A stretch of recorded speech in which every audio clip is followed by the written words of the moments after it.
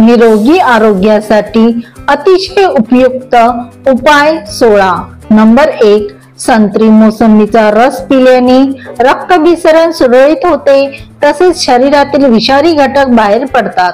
या रसामुळे केस सुद्धा मजबूत होऊन केसातील चमक टिकून राहते।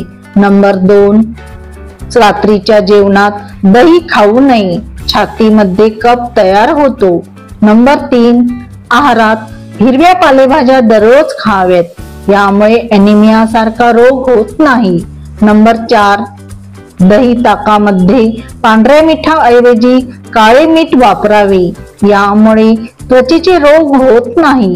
नंबर 5, उंची मुलांची वाढवण्यासाठी भाजलेले शेंगदाणे सोबत खडी साखर बारीक करून मुलांना द्यावे, तसेच सायकलिंग, स्विमिंग मुलांना करायला लावावे, यामुळे मुलांची उंची वाढण्यास मदत होते।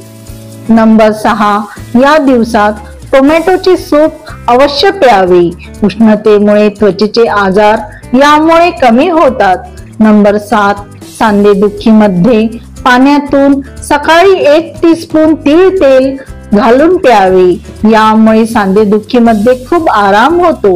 नंबर 8, उन्हाळ्यात जास्त थकवा जाणवतो, यासाठी नाश्ता हेल्दी करावा। नंबर 9, दातामध्ये कीड असेल किंवा हिरडी फुगली असेल तर कडुलिंबाची अवश्य टूथपेस्ट वापरावी। नंबर 10, दररोज झोपण्यापूर्वी रात्री चेहऱ्यावर बदामाच्या तेलाने मसाज करावे, सुरकुत्या तसेच चेहरा उजळून ग्लो येतो।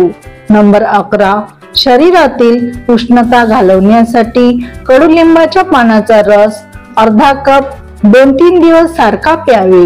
नंबर 12, शरीरात पाणी कमी असल्याने ओठावर भेगा किंवा ओठ कोरडे होतात। नंबर 13, तिळाच्या तेलाचा वापर स्वयंपाकात केल्यास शरीरातील हाडाची ताकद वाढते, तसेच हाडे मजबूत होतात। नंबर 14, मुलांना जंत झाले असल्यास मोळ्याच्या पानाचा रस काढून द्यावा, यामुळे जंत मरून विष्ठेतून बाहेर येतात। नंबर 15, आवळा पावडर मधील लिंबू रस मिक्स करून केसांना लावल्यास केस सिल्की होऊन अधिक दाट होतात।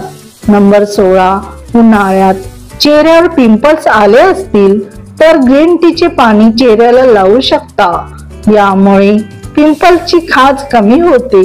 व्हिडिओ संपूर्ण पाहिल्याबद्दल खूप खूप आभार।